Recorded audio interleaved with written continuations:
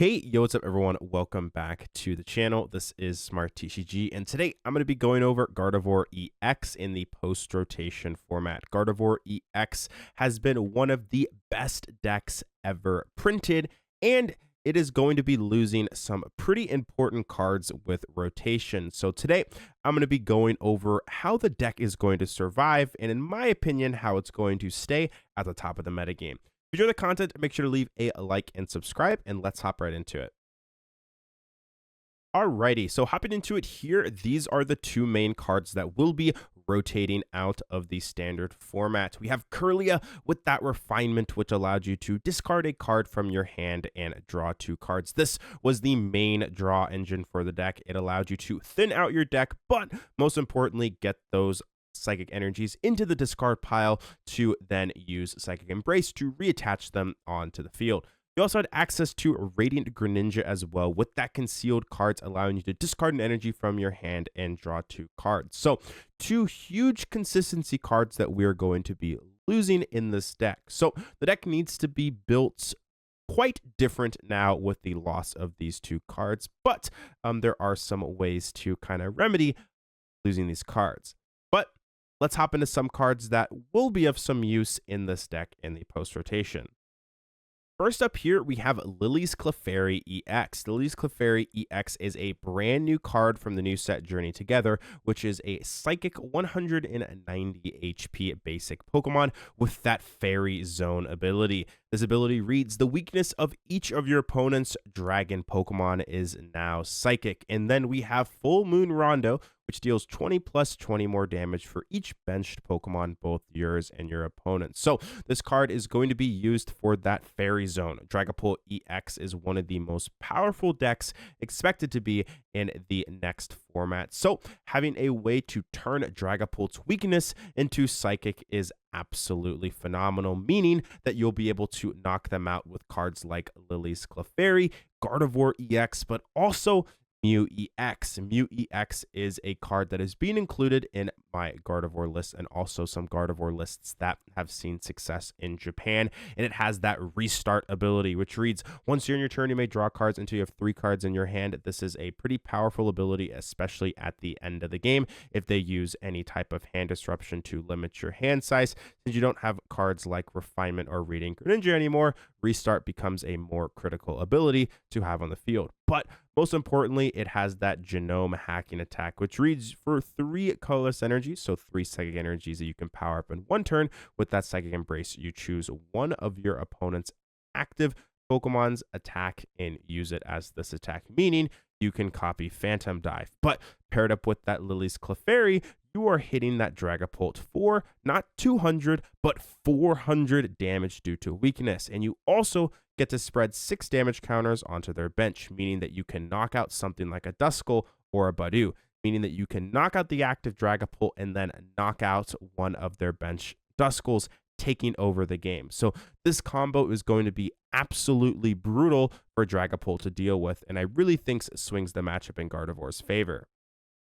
Next up here, we have a list that was seeing some play in a city league over in Japan, and then we're also going to go over a different list that I have been working on a little bit that I wanted to show you guys. So this is going to be Gardevoir. Looks kind of similar, but definitely some changes. Most importantly, that ace spec is different. Brilliant Blender now, as you don't have an easy way to get energies into the discard pile. Brilliant Blender is going to be that way that you can dump those energies. Also, Professor's Research as well is a card that is expected to see quite a bit of play in Gardevoir, because since you don't have a refinement engine, Arven is a little bit of a weaker card unless you play that Arven with some other type of draw engine. This card is not necessarily as powerful as it used to be. So Professor's Research is really, really good in this deck because it allows you to actually burn through your deck.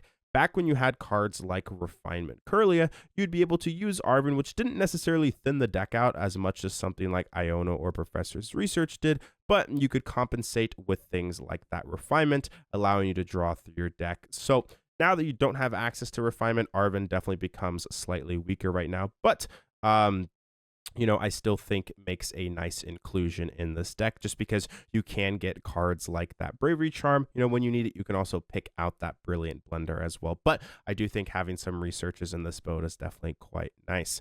We have the 3-2-2 Gardevoir line. Now, you might be wondering, okay, why are we playing a 3-2-2 Gardevoir line now?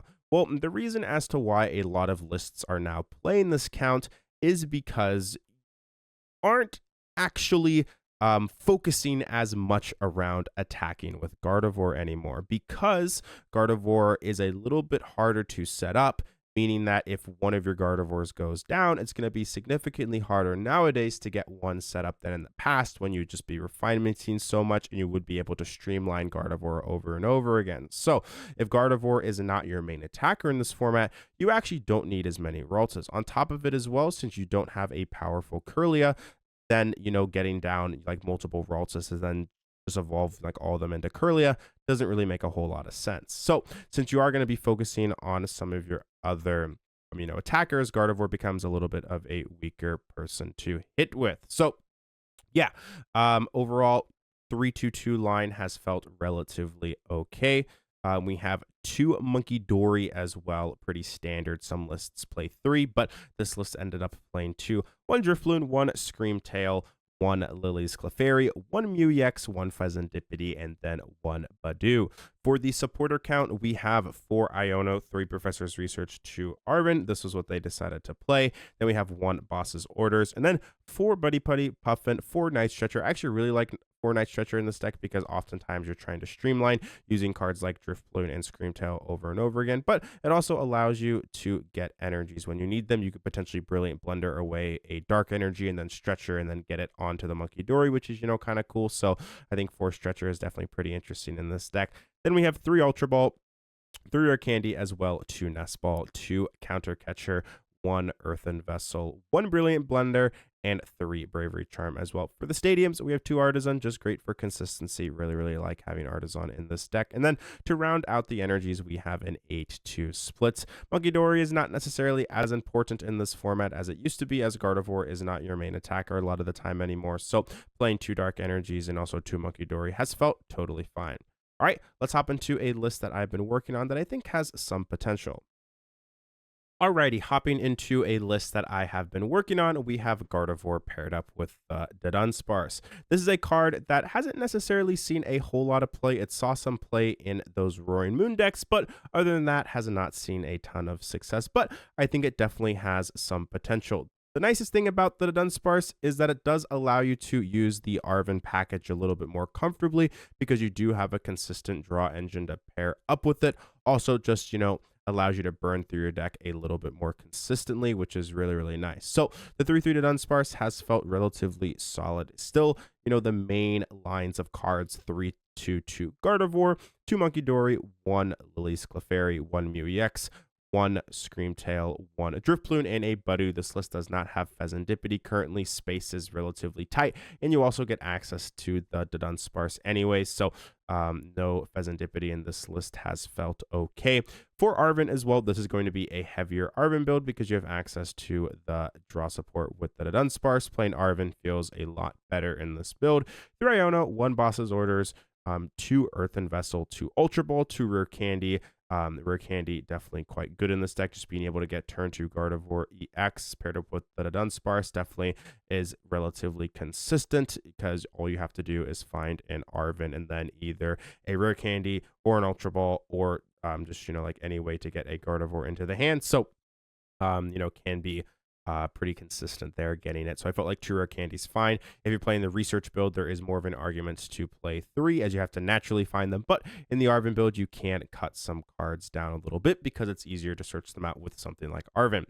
2 Counter Catcher as well, 4 Buddy Poffin, 3 Night Stretcher, 1 Super Rod, 2 Technical Machine Evolution, 2 Bravery Charm, 1 Brilliant Blender, and 2 Artazon to round out the list. We do have a 7-2 count, only 9 energy in here, because you do have a more aggressive draw engine. You will be able to burn through your deck a little bit more, meaning that I don't think you need as many energies in this deck. But this is the other variant of Gardevoir that I have been trying out. I think it definitely has some potential, but Anyways, I think Gardevoir is a pretty cool deck. Next format, I wanted to go over one of the lists that was seeing some success over in Japan, and then also a list that I had been working on here. If you have any questions, feel free to leave them in the comments. If you're looking for more exclusive content on Gardevoir, feel free to go check out the Smart Cafe. That is my Metafy group that I do post exclusive content on. So if you want to go check that out, the link will be in the description. But anyways, thanks for all the support as always. I appreciate it. This is Smart TCG, and I'll speak with you guys again soon. Peace out.